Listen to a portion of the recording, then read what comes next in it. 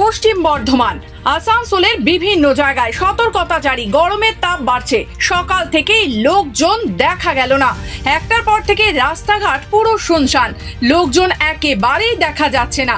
নাজেহাল আসানসোলের বিভিন্ন এলাকার কুলটি, জামুরিয়া, বারাবণী, সালানপুর, রানীগঞ্জ, অন্ডাল, দুর্গাপুরের এই এলাকায় 42 ডিগ্রি ঘোরাফেরা করছে। তার পাশেই পানাগড়ে 43 ডিগ্রি, 44 ডিগ্রি ছুঁই ছুঁই।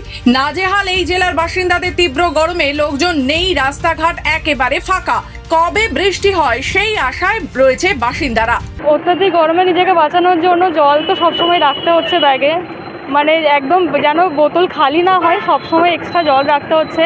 ট্রাভেল করলে মানে এই যে স্কার্ফ, আমি এখন বার্নপুর থেকে আসছি, দুবার আমি স্কার্ফ ভিজিয়ে তারপরে আমি মানে ট্রাভেল করেছি, কারণ এত হাওয়া দিচ্ছে যে স্কার্ফও শুকিয়ে যাচ্ছে, মানে ভেজা স্কার্ফ।